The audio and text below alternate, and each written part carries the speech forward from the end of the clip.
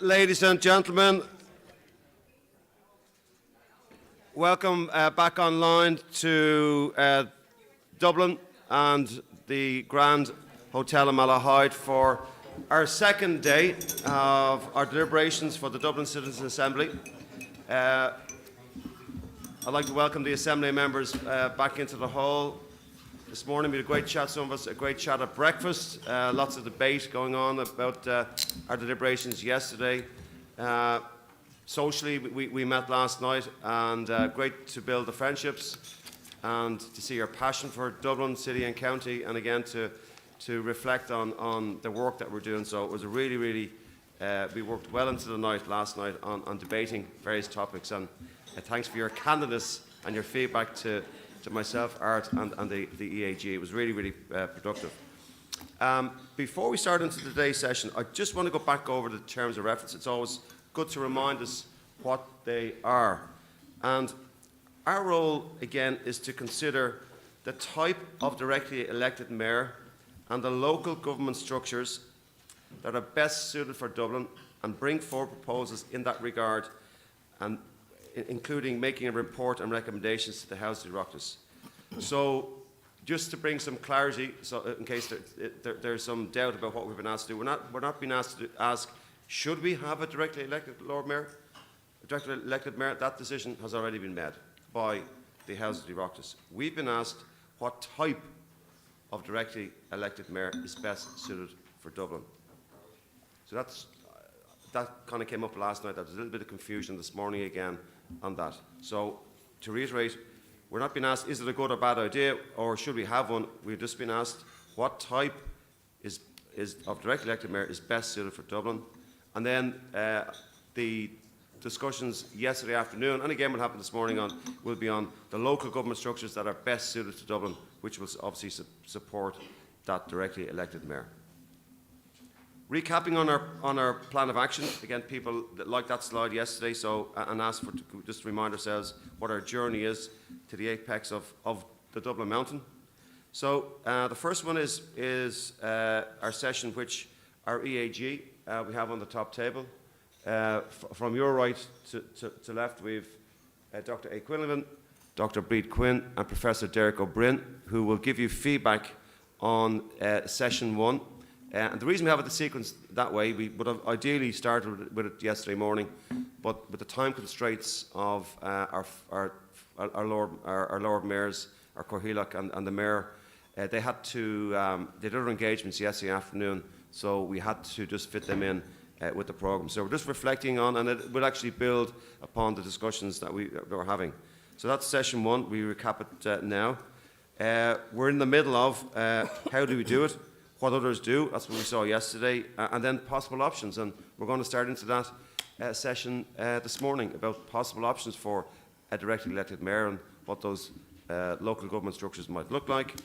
And then when we meet again in a few weeks' time, we get deeper into what it should or could look like, and models and powers and structures around that.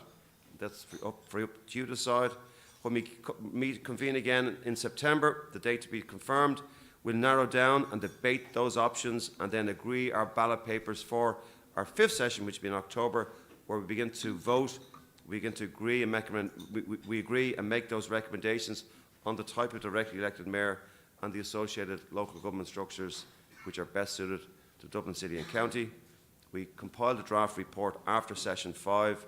We distribute it to the Assembly members, and you come back to the Secretariat, myself, with feedback. We finalise the report, and then our ambition is to have it published by end November of this year, issue that report and recommendations to our Houses of Oireachtas for them to action. I think that was very clear last night, is that we want action from this report. Okay, so if there's no immediate questions, then I'm going to hand over to the EAG for their feedback. Thank you. Okay, I might as well kick off. So thank you for your interest and the questions that you submitted on foot of the first weekend. There were a lot of questions, so I will try broadly to address a few topics to do with councillors, chief executives, central local relations, the concept of the directly elected mayor. There's a lot there, but I'll do my best to cover what I can over the next few minutes, knowing I think that some answers were probably provided yesterday anyway. So as we know, we have 949 councillors across 31 local councils, and they operate within a local government system which can be described as a corporate model. In other words, the voters are akin to the shareholders. They elect the councillors, who ultimately are the board of directors, who in turn appoint a city manager, chief executive. And in fact, since 2014, councillors have an enhanced role in this regard. They can refuse to appoint the chief executive who is recommended through the public appointments process. Serving as a councillor is one of the few jobs in local government that does not have a job description.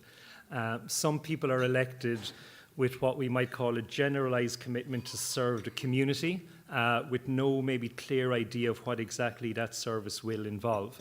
But despite that lack of a clear job description, nearly 2,000 candidates offered themselves for election to city and county councils in June 2019, willing to forsake personal time, business opportunities, privacy, etc.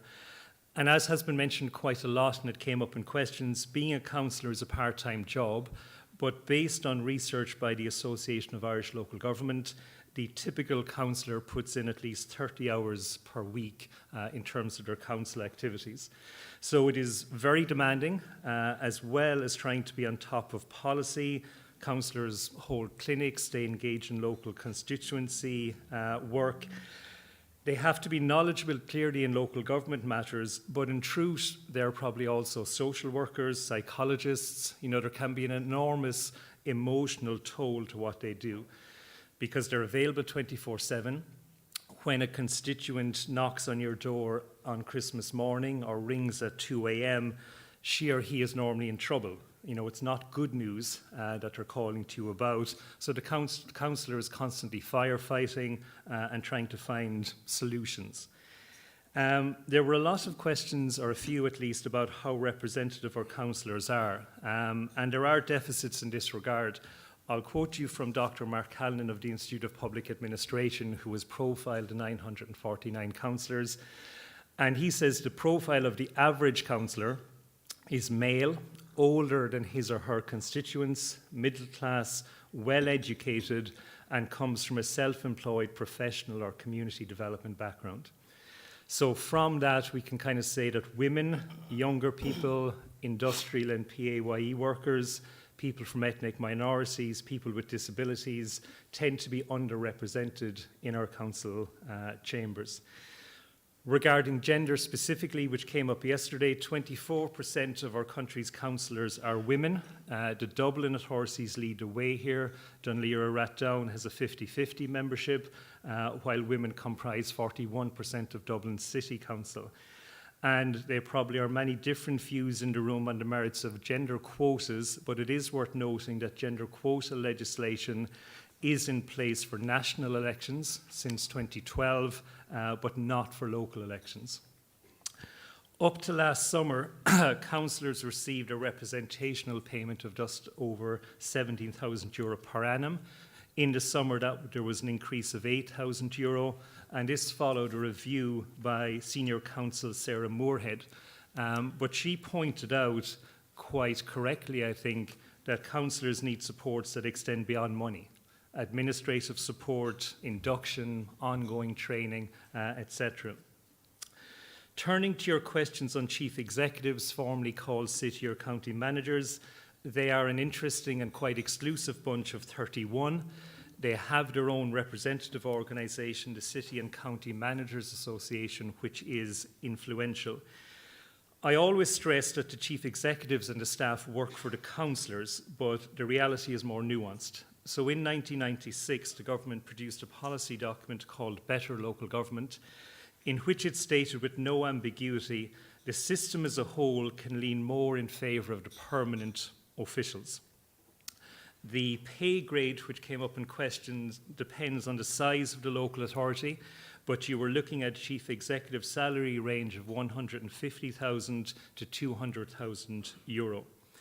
By way of a profile and drawing on a book that came out last year by Richard Boyle and Fergal O'Leary, from the chief executives serving at that point, 68% were men, 32% were women. Most chief executives are appointed between the ages of 45 to 54.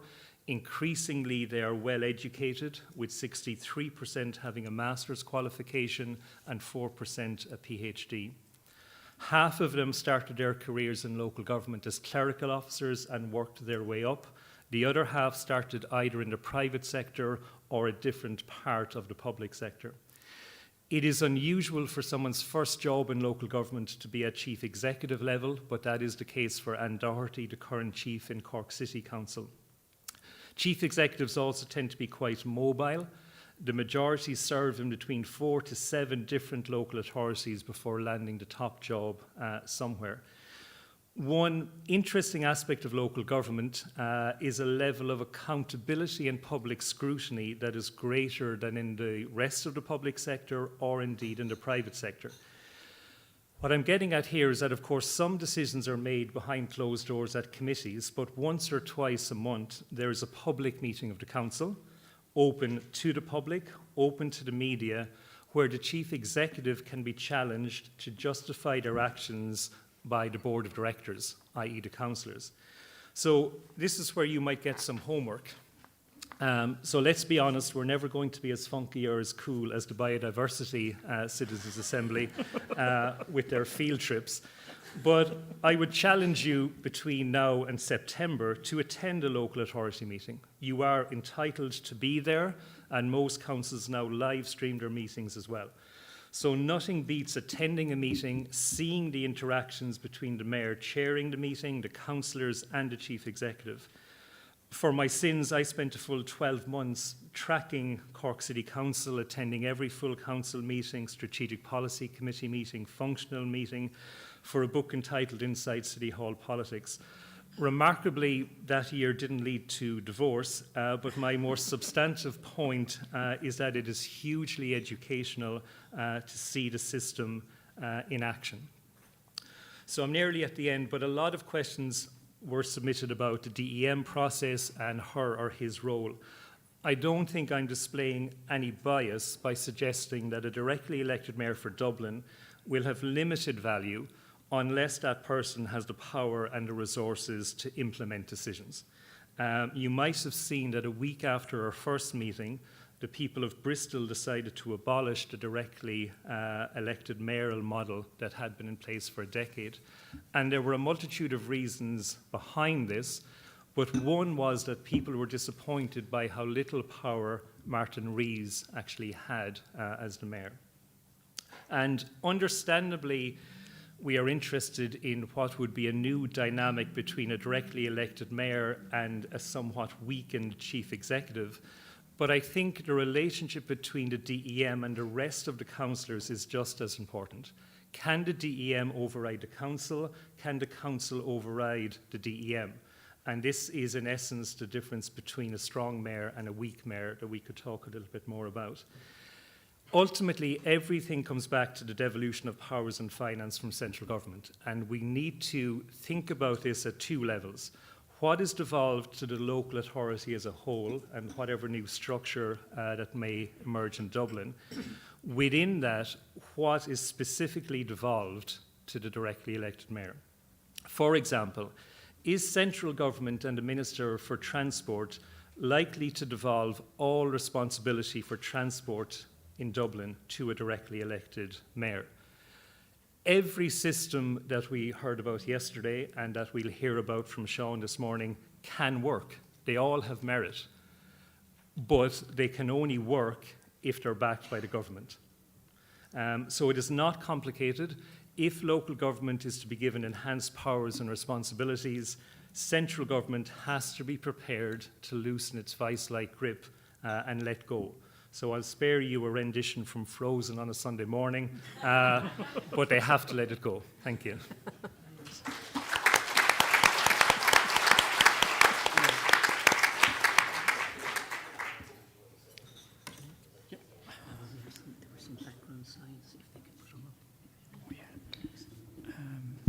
Okay, I think you have me next. I thought we had some background slides. Do we, Cathal? Just to sort of show the grouping of the questions. So when we divided up the questions collected at the first weekend session, it was agreed I would look at the issues that sort of specifically related to Dublin. And luckily, many of those were addressed over the weekend and yesterday. So I thought I'd won the Assembly question lottery. Unfortunately, the remaining questions raise very significant issues. So I hope you'll bear with me as I navigate some very complex issues arising from what we thought were seemingly quite straightforward questions, and then address some of the higher level thematic issues that Breed and I will sort of address collectively. So I suppose one of the first questions, how many councillors are there in each of the 4 councils? So simple factual questions. So Dublin City, 63, Dún Laoghaire, Fingal and South Dublin, 40 each. Now, that's a very straightforward answer to what looks like a very straightforward question, but it's actually worth noting that historically the citizen-councillor ratio in Dublin has been quite skewed, and citizens were very underrepresented in comparison to other local authorities.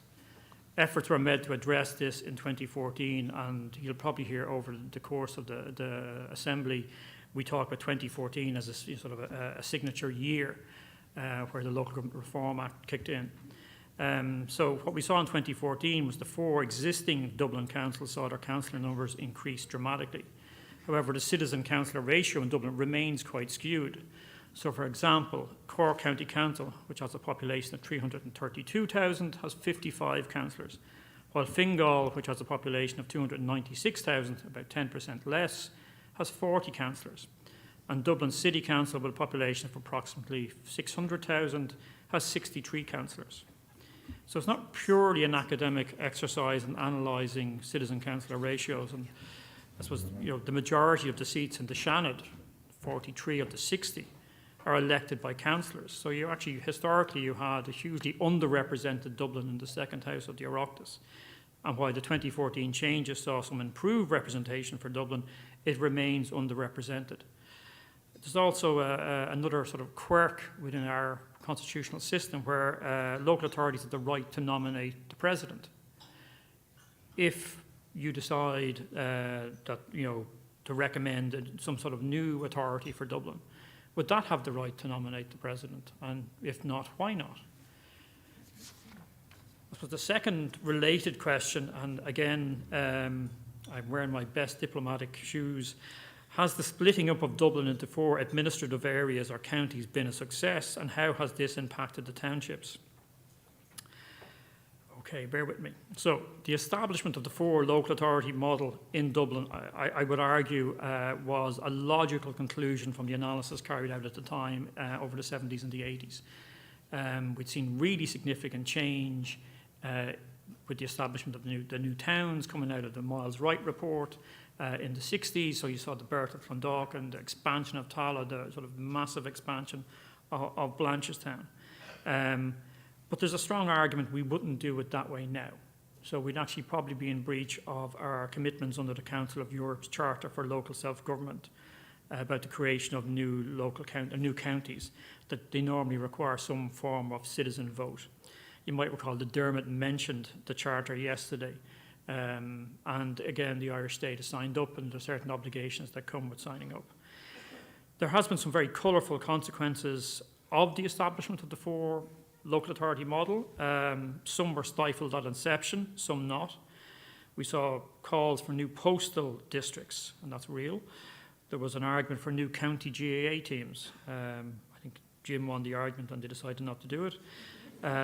We had nuclear-free designations for some counties and road signs saying welcome to nuclear-free X. And there was an argument for new licence plates. That was never realised. And, there was argument for county sports teams. So, a county soccer team and things like that. I suppose the key result, that just to bear in mind, is that we have the creation of the 4 of the largest local authorities in the state and the subsequent distance from the citizen. Okay, so if you're in a small rural county, you have a limited number of councillors and you have a much smaller population base. We have a much larger population base and again, a relatively limited number of councillors. So that distance between councillor and citizen. I think it's an important part of your deliberations as we go forward. So while some of the 2014 reforms address some of the challenges by adding to the number of councillors and increasing Dublin's clout in the Seanad, the local authorities remain large by international standards, and they're growing, and that's something I might come back to later, and there's no coherent lower tier of decision-making underpinning this. The next question related to the relationship between the four mayors, how it is structured and how does it communicate across the four counties, the Lord Mayors and the councillors. So I think that was pretty well addressed yesterday and by the CEOs in the first week, but I think the key issue to bear in mind is the level of reliance on personal contact and informality. There's no formal structure as such. So it really is built around goodwill and personal relationships, and that's something we may come back to later on. The fourth question, how would a DEM process ensure that the candidates have the skills and the experience required? This is the easiest answer. This is a democratic choice made by the citizens of Dublin. They decide the appropriate skills and experience. Okay? There's no formal criteria for nearly any election except being an adult. After that, the people decide. So you may see evolving and changing perceptions of what's the appropriate criteria. And I think that, again, that's for you to think about in the coming period. Fifth question, why have the efforts to instate a directly elected mayor failed so many times before? I think that was very well addressed yesterday. So, we may come back to it again, but I think it was very well addressed. And again, the final question, the other cities' local authorities been protected. How are they protected from central government? Again, I think that was quite well addressed yesterday, and Sean spoke to that, I think, quite powerfully.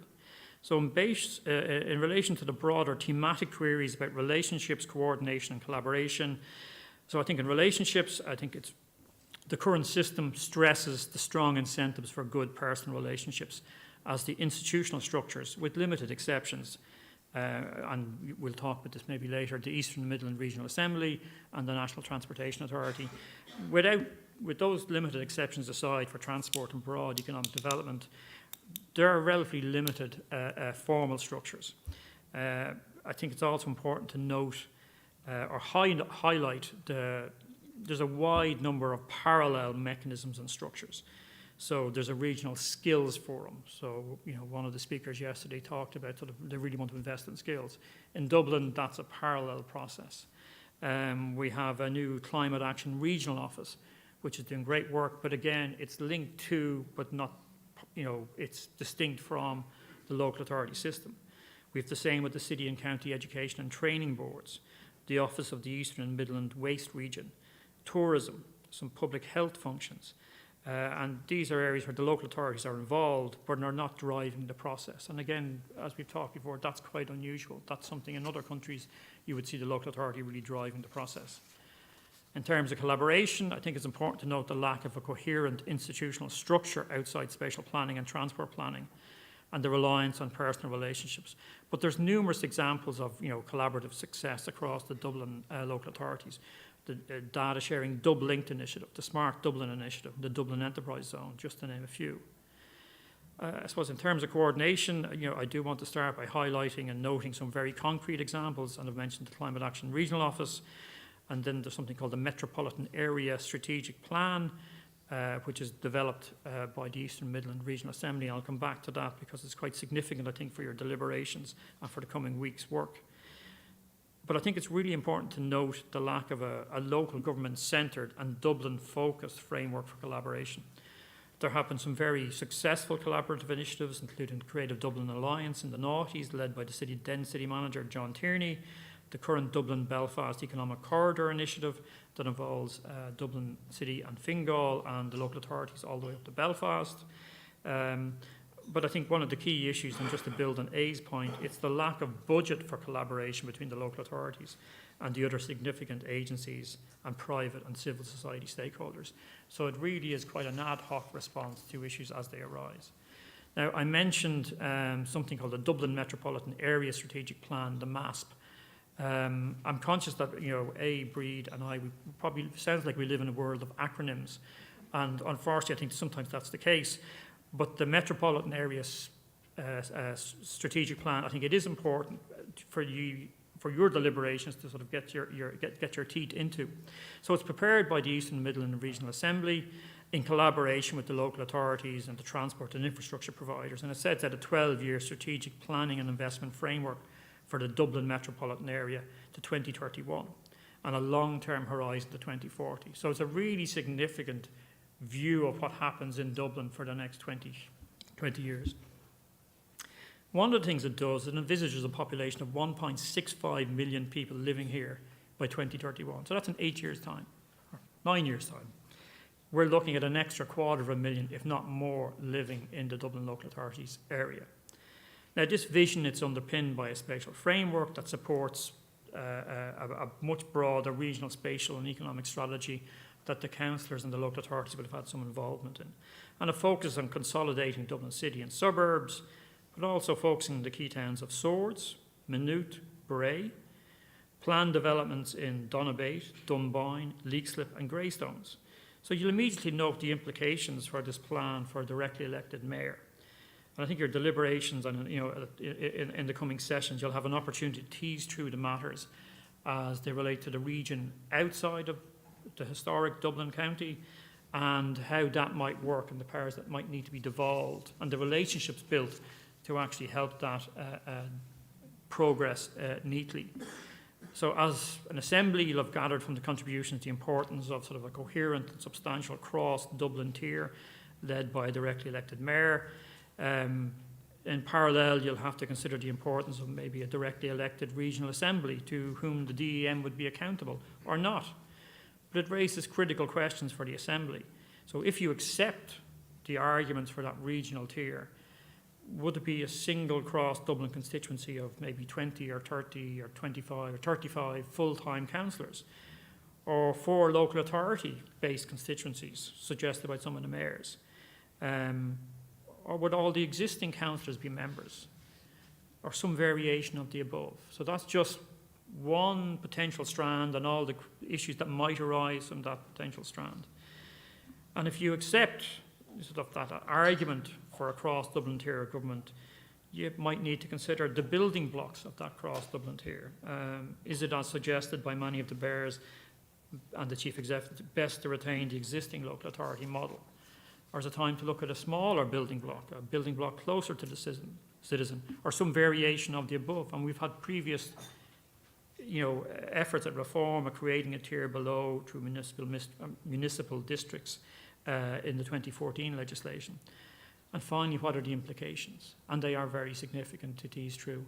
But if I can leave you with a request, I think the Assembly, it's fair to say, is bound to deliberate and recommend the most appropriate model of government for Dublin, not as what is perceived to be the most politically or financially or logistically feasible. What might be considered radical today is quite possibly tomorrow's obvious. The power is vested in you as a Citizen Assembly to consider this. So I'll thank you for your attention. I'll wish you well in your efforts today, and I'll hand over to Breed. Thank you, Jerry.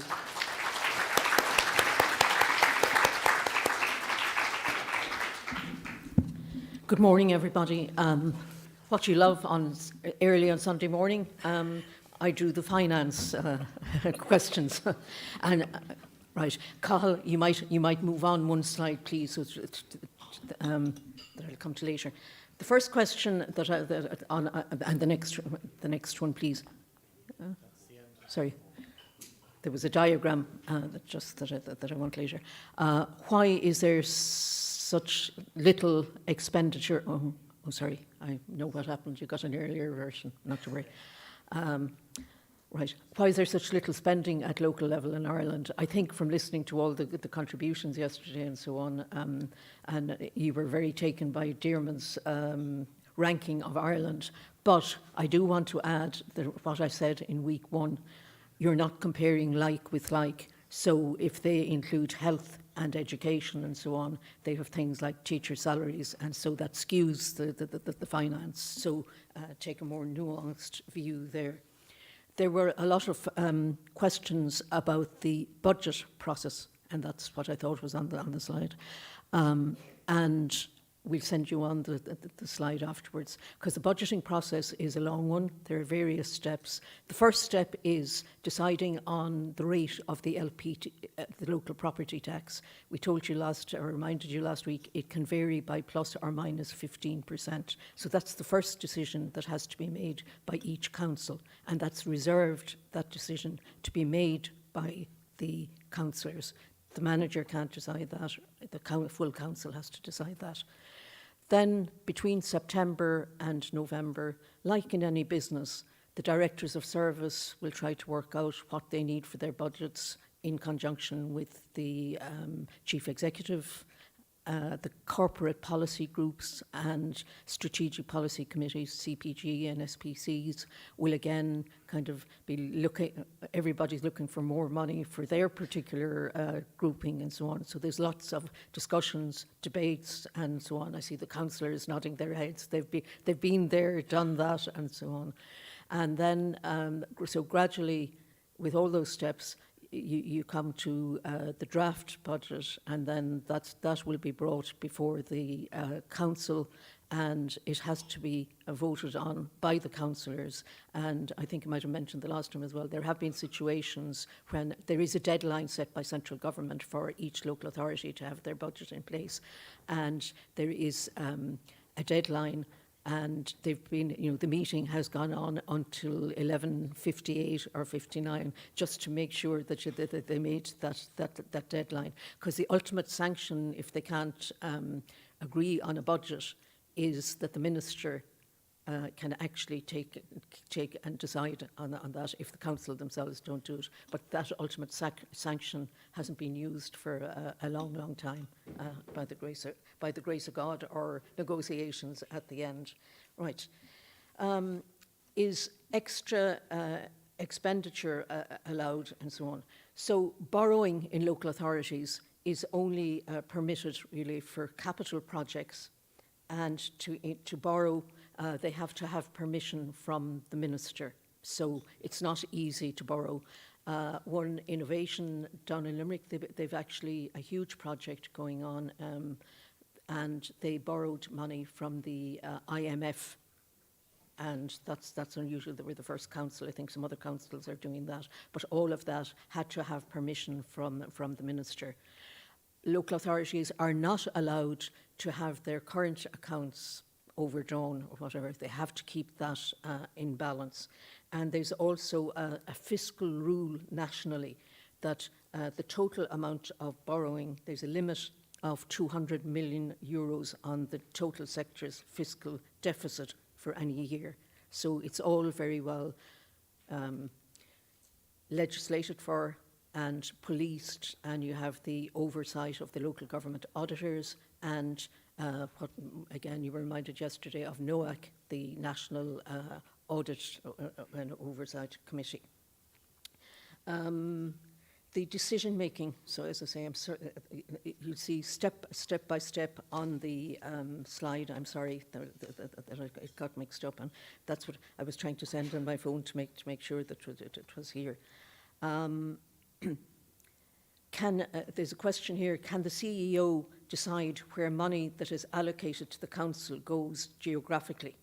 So you have, in the discretionary funds, you've heard, you have grants that are ring-fenced and for specific purposes, and they can only be spent on those specific purposes. But then you have what they call own resources. So some of the money that's collected from the property tax, car parking, all those things, they've discretion in how they spend that.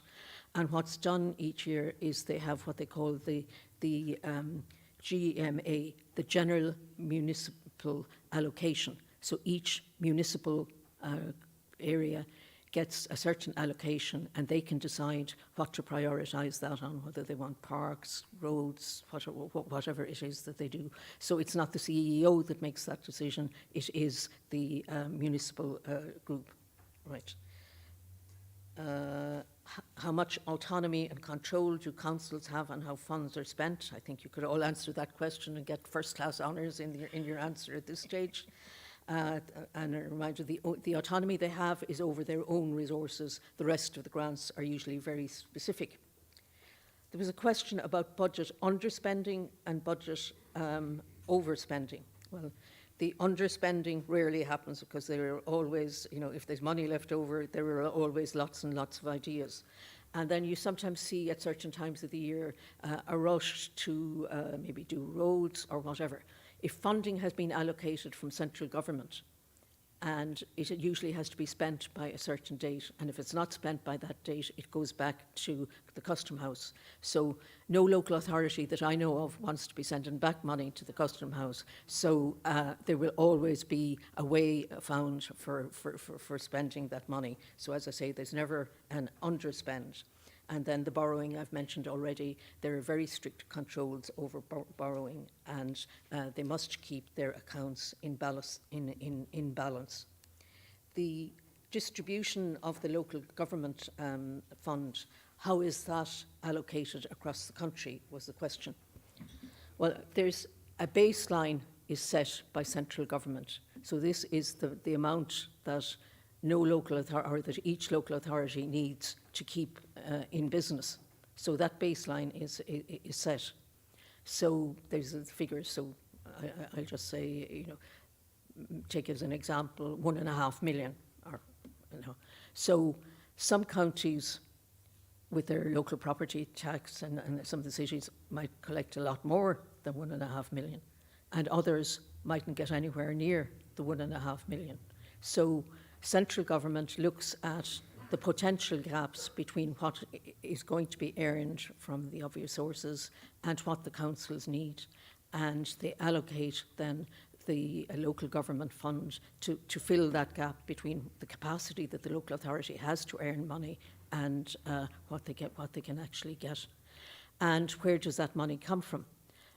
Our local property tax, local authorities get to keep 80% of it, but each local authority has to give 20% of the LPT to central government, which is then redistributed among the other councils, plus not only the LPT, but also money from central government for local government. So there is a complex system for working it out, but that's kind of a short explanation of how it works. And the local government fund is made up of 25% of the local government fund comes from local property tax, 60%, because there was another question about the motor tax and what happens to that. So 60% of the motor tax goes into the local government fund and is redistributed, as I said. And the last 15% of it comes from payments from the Exchequer. Okay. Right. Then another LPT question was how much funding was lost to councils following the introduction of the local property tax. Well, in most cases, they actually gained, but we had our audit committee last week, and one of the interesting things that come out, as a citizen, you all know the local property tax bans changed recently. What is happening in a lot of councils is because the bans have been widened, their income from LPT is actually going down because more people fit into the lower bands. So it looked as if local LPT was going up for people, but in actual fact, the LPT is going down. So that's something that's going to cause long-term issues and so on. So there are some responses to the questions you asked about finance and so on. There's a very good website, local government finance. Again, now that the Citizens Assembly website is about to be launched, we'll put the address for that, and you can actually go into that, see your own county, your own district, what's spent in it, the other districts. You can look at, if you want to, some of the NOAC reports, the value for money. They compare spending in local authorities on different things and so on. So there's a huge amount of information available on that. So that covers the financial end of things. Then there were some questions about citizens. One was on education and information. And what many people don't realise is that there's actually programmes at the two levels in secondary schools, sort of civic education. In the junior cycle, they have a short course in CSPE, civics, social and personal education. And there's 3 main strands to that one: the rights and responsibilities of people, global citizenship, and exploring democracy. So if any of you have children in secondary school, they should be talking things like that. For Leaving Cert, there's actually a subject, politics and society. And that came on stream as part of the commemoration cycle. So in 2016, this was started kind of to mark the centenary of 1916. And it's an option in all schools since 2018. So again, that's there. In the primary schools, the Department of Education organises various projects and so on. And sometimes local authorities actually organise things with schools. And I think there's a great opportunity for more involvement here. And I think maybe I'd appeal to the councillors who are here to maybe liaise with the secondary schools and see what's happening in these projects. Can you provide ideas? Could they do something useful for the council and so on? I think there's a huge... And also, those of you who are not councillors, you're possibly in community organisations or even as individual citizens that you would say, right, I'm an expert on X, Y, or Z, and if you want me to talk to the students about that, all those sort of things are so important. Another resource that's great from the education point of view, the Oireachtas website has a lot of slides and presentations and short documents and so on democracy issues. So again, they're very good, very user-friendly and so on. So they're all out there. So there's that kind of education is out there. Hopefully, but I think I've been saying this, and I mean, when I was a primary teacher, we had civics, and they always got a grounding in government, and surprise, surprise. And I would be hoping to see the benefits of that coming over the years with a greater interest in politics from different people. Sorry, right.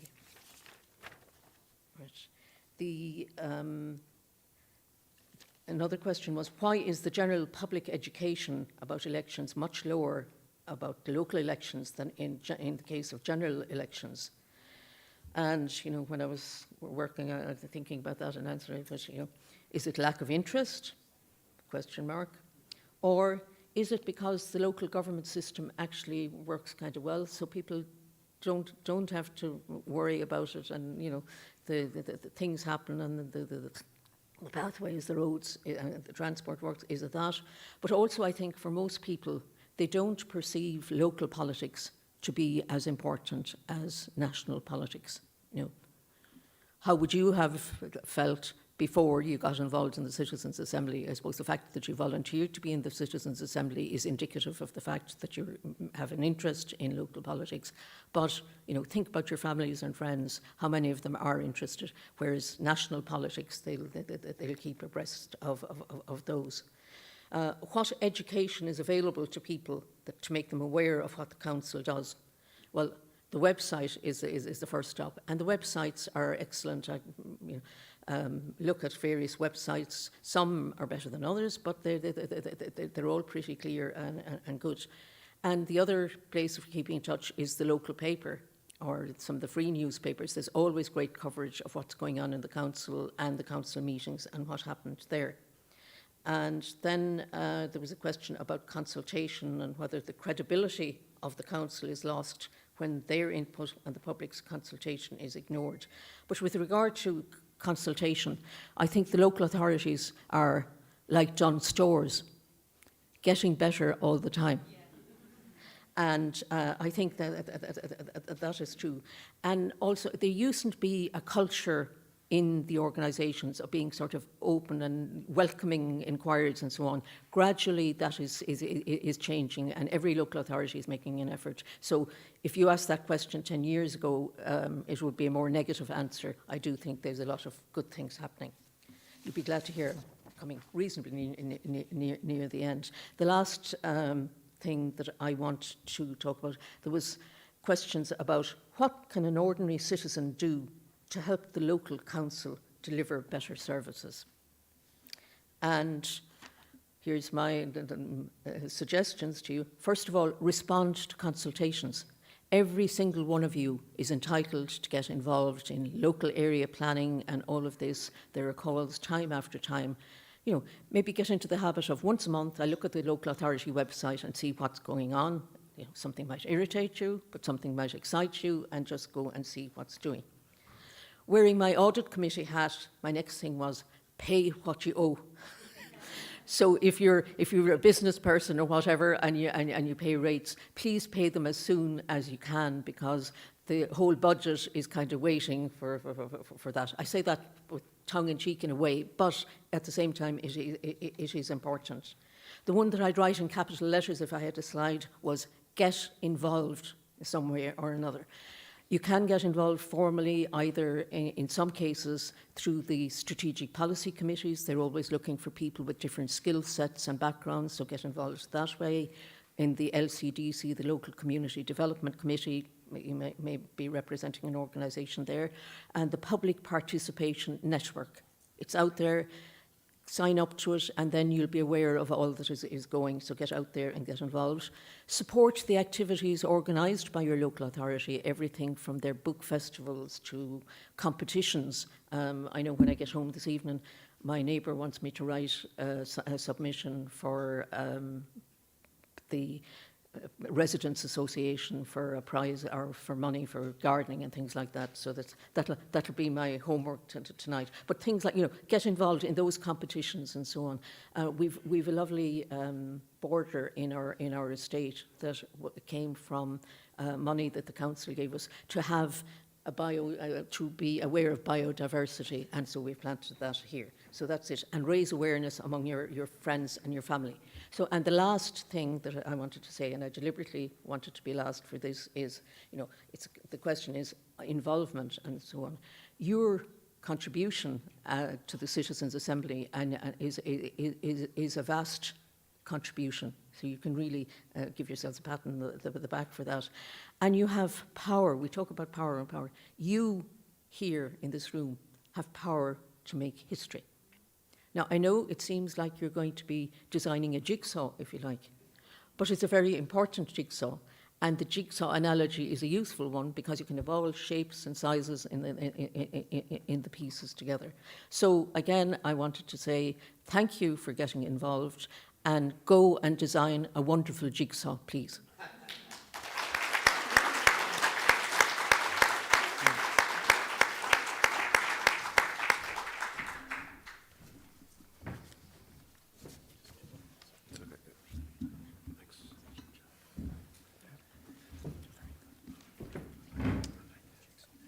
Thanks again to Breed and Green for those feedback from your session 3 weeks ago, and I think it refreshes on what was discussed, but also complements discussions yesterday and gives us some food for thought for later on this morning's in our session. So what I'm going to do now is I'm going to conduct a plenary, which is a full session of the Assembly. That's what it means, and we're just going to look at some themes that emerged from yesterday's roundtable discussions. So we have 40 minutes on this, so I'm going to give you feedback on, generally speaking, what you spoke about, then some of the questions that you posed for mayors, some of the questions that we didn't get an opportunity to ask, and then some questions that the mayors posed to you. And then we'll open up to the floor for some questions, and hopefully the EAG or Art myself will be able to answer. So, some key themes which emerged from yesterday's roundtable discussions, and this is what you said. So the simplicity of the Manchester model was appreciated. The second kind of theme was that there needs to be a significant staff for the directly elected mayor and the resources for the change. It's important to separate place and party. Party politics should not play a significant role. People are considering the mayoral role for between 3 to 5 years. An acknowledgement that this will be an embryonic and not perfect, and that it can develop over time. That was certainly discussed last night. one democratically elected person can have significant power to get things done, but that also needs to be balanced against a support for checks and balances, including levels of government, a recall model, or sanctions. There was an appreciation for the Paris model on ongoing citizens' assembly, and that was a strong theme last night. And there's general support for powers to be developed to a directly elected mayor, local government, and to ensure that these are coupled and comprehensive, i.e. Housing and transport. A theme also came across, and this is the last one, to ensure that parity between the various local authorities. The city does not subsume all the power, and the interests of each area is protected. Okay, so that's what you said. Here's some questions that you proposed, just to recap to the four mayors. So you asked these questions. How do the four mayors see a directly elected mayor collaborating with the counties and central government? Can you have too much decentralisation? If removing money from national centralised agencies, how would this work if replicated across the country? What are the disadvantages and advantages and disadvantages of either merging all four councils into one or dissolving all four into more town councils? And you asked the question, would you run for a full-time directly elected mayor? If so, what powers do you want from the central government or the executive? And finally, what parts of your job would or would not work well for a directly elected mayor? And ultimately, what teeth should the directly mayor have? And there's one more, which is what supports and structures need to be put in place for a directly elected mayor to be able to represent every local authority collaboratively. So those are the questions that that came through to us at the top table, and we asked to represent the group. And here are the questions which we didn't get an opportunity to ask. So, are there any mayoral models that include multiple executives within the model, i.e. a Dublin mayor could be over 4 executives? Are there any international examples of this? And that was covered yesterday afternoon. What kinds of additional provisions can help the councillors and the democratically elected mayor transition into a full-time role? As in greater pay, increased numbers of councillors, more staffers, and that came from Table 6. And then from Table 12, what challenges might a directly elected mayor face when attempting to implement policies for the whole of Dublin when the current structure is divided into 4 local authorities? So they were the questions that we didn't get a chance to ask. Okay, and then this is what the mayors asked you to consider. They said, what role would local authorities play under a central mayor? What would a directly elected mayor of Dublin be responsible for? Do local authorities retain their independence? Can the mayor of Dublin override local concerns? One woman or man banned. What support structures will be in place to both support the mayor and represent local authorities? Is it a cabinet, a regional assembly, seconded or elected?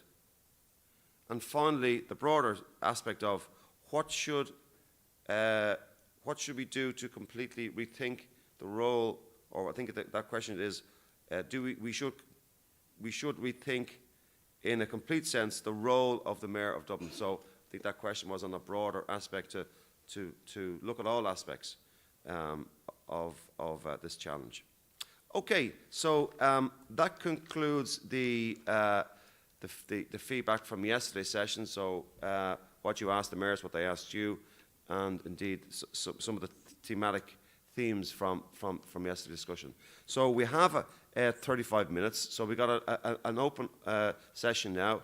So any questions to the floor to follow up on some of those questions, or indeed the answer that the EAG gave from the last session, and indeed some questions you might just have in general for the EAG. I have one that I'm going to cover off later on, but I'll hold that in the bag.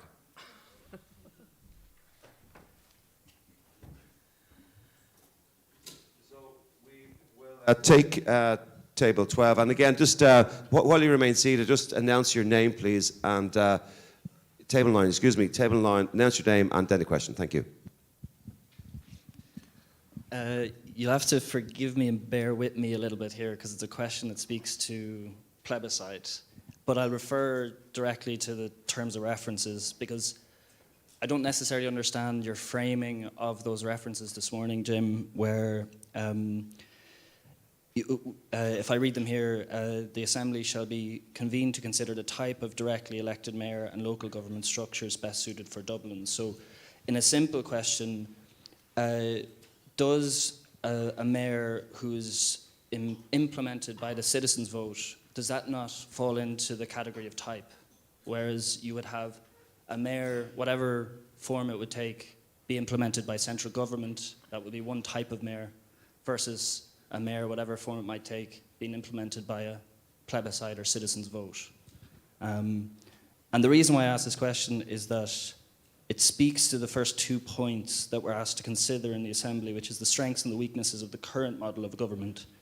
For example, weaknesses would be, say, the mandate that it seems to be in the Assembly that people feel like they don't have a direct say in how the city is run or works, or the communicative aspect of that, you know, the video that was shown, say, in the first week about people's perceptions of what the city council does for them, that would perceive to be a weakness on my part. And then the potential benefits, risks, and challenges would be that a particular risk would be a mayoral structure that wasn't agreed upon by the citizens. That might loosen its power into the future of what it could do for the city, say. So to finish up as a question, does this form part of our remit in the Citizens' Assembly to make recommendations of such a vote, given that question? Okay.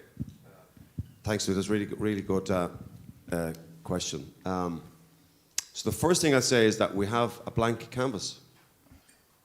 Yeah, so if you think what you've articulated there, that's important to make those recommendations, if that's what you decide and you vote upon, that as one of the recommendations, that's your decision. We've been given a very wide scope here. Yeah, so it's a blank canvas. In terms of the plebiscite, we've done some background research on that. So on the 7th of, and I'll come back to for the question in a moment. On the 7th of July last year, in 2021, in the Chambers, House of Oireachtas, Deputy Sean Haughey TD asked a question regarding plebiscite, and the Peter Burke, who is from Roscommon, who's the Minister of State of the Department of Housing and Local Government and Heritage, said, and I quote, "The decision whether to hold a plebiscite on this directly elected mayor for Dublin will be a matter for government following the outcome of the Assembly's deliberations." So that's when it was first addressed.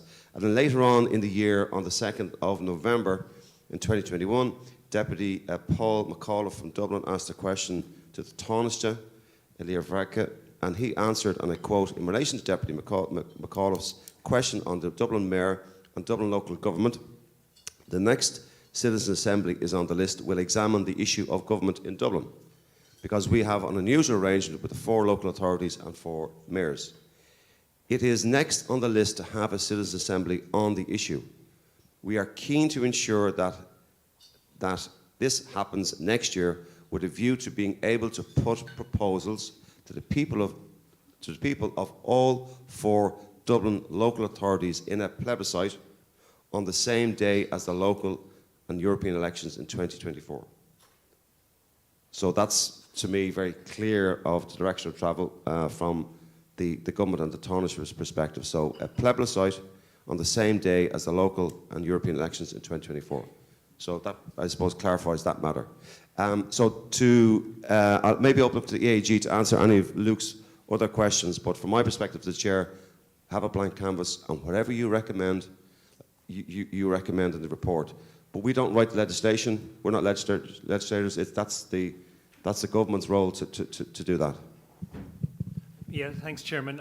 It's a good question. My reading of the terms of reference is that when it refers to the type of directly elected mayor, it's a reference to the powers and functions that that person would have.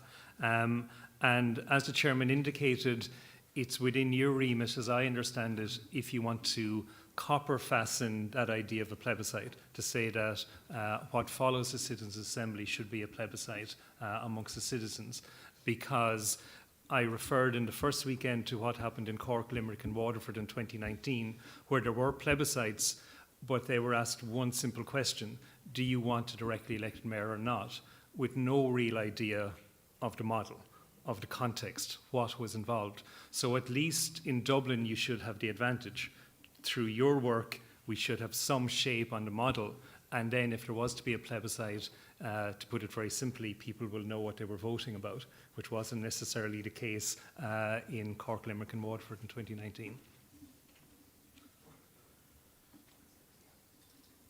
Luke, do you want any follow-up question? Because it is a really important one. So, are you happy with those? Not, are you satisfied with the answers? You might be happy with it, but have we answered the question? Yeah, I think so. There's good clarification. Yeah, I think there's good clarification in that. My concern was just that there was a little bit of an elephant in the room in regards to plebiscite, and it seems strange to me that as part of a forum it wasn't being discussed in the terms of references of how beneficial it could actually be. You know, there's a fear, I think, around that idea as well, but it seems that it could be a very beneficial thing, from our discussions anyway, that people could buy into the idea of a proposition of what type of mayor it would be, and it would be a possibility to, you know, communicate and to the citizens what's actually happening, as opposed to Limerick, that you were saying. So. Yeah. So again, if you think that that's really strong, your thoughts to so say thanks this for is the directly elected clarification. type of mayor we're going to have, and this will be discussed when you vote in your plebiscite. This is what you're voting for. That's in summary, that's what you're saying. Yeah. Yeah. So and if you feel as assembly members that that's really important, Yeah. you have the power to put that in your report. Okay. Thank you. Okay. So you said it was, just to clarify, you happy with the answer? I mean, not happy. You're satisfied that we've answered? Yeah, You said no. I think it's a you good are. answer, Okay. yeah. Great. Because that's important. Do we have any more questions? Table 3, and then table 2, table 1 then. Hi, I'm Michael from Table 3. My question was just about the difference between London and Manchester. I kind of got a sense of, obviously not, they're different cities, but in terms of the structures, I kind of got a sense that London was a layer of government over existing councils, but it wasn't really clear for me. In Manchester, they kept saying it was stripped down, but I didn't really know what they meant. So how does the mayor interact with those councils, and how does that work or not work? Yeah, Thanks. I think the big one of the big differences is there's a directly elected assembly in London where there's sort of a London Assembly member, and they hold the mayor to account, immediately when they meet. In Manchester, there's no equivalent, so there isn't a directly elected Manchester Assembly. You have the 10 existing local councils, some of which are quite bigger. So I think Andy mentioned Salford and Manchester, and the preeminence of the two cities among the 10. I think one of the practical things to bear in mind is it's not just whether it's a city or not a city, it's the population base. So some are significantly larger than others, so there's a democratic mandate issue there. So I think the big issues I would flag is the big difference is really about the Assembly in London. So you actually have a tier to whom the mayor is directly accountable in between elections. So I think if memory serves, Andy, he mentioned that he's directly accountable to citizens, but there's actually no sort of structure acting as an intermediary. And his cabinet is and I think the cabinet, I think in some ways was a little confusing because they're the existing mayors of the 10. So I think he was very open. He allocates his portfolios nearly, I think it's like the European Commission, who's in charge of ropes for the coming 5 years, or agriculture or foreign policy. So if memory serves, he tended to say, well, look, the bigger councils will get the juicier roles. So maybe that's something to think about as you go forward. Sorry. No, thanks. As Derek was saying, that's the essential big difference, that Sadiq Khan is answerable to a regional assembly of 25 members, whereas Andy Burnham doesn't have that. So to give a concrete example, 2/3 of those 25 members in the London Authority can overturn Sadiq Khan's budget. So he doesn't have absolute power, whereas Andy Burnham doesn't have that layer, so he probably has more control in Manchester.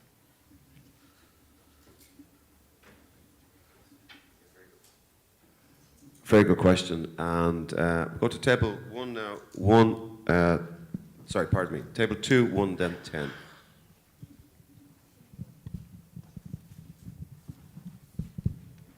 Hi, I'm Susanna from Table 2. And we heard from Andy that there were there were a few tussles, right, with central government. And we heard on the weekend when you presented previously about the issues with Ken Livingstone and Margaret Thatcher.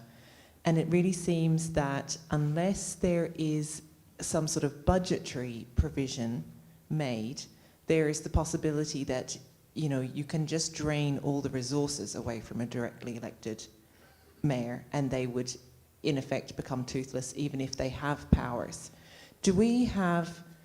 Is it within our remit to make budgetary suggestions in our report as well about some sort of budget structure that cannot be usurped? Okay, so in the report, you can put in whatever you want. It's within your gift as an assembly. Free citizens, that's your choice. So I maybe handed to Suzanne questions to the AG. Professor Bryn. Yeah, so just, I think London's been mentioned a couple of times the first weekend and yesterday. I don't think it's a useful comparator. So it was the 80s, it was the rise of a new political system in a very, in what is a very unusual political system at first past the post elections, and you had two very partisan individuals squaring off against each other. I don't think that's a useful comparator, and I'm not saying it's not going to happen. I just don't think it's that helpful to keep that people kept talking about Ken Livingstone and the Greater London Council. I mean, it was the outcome of a very particular set of circumstances.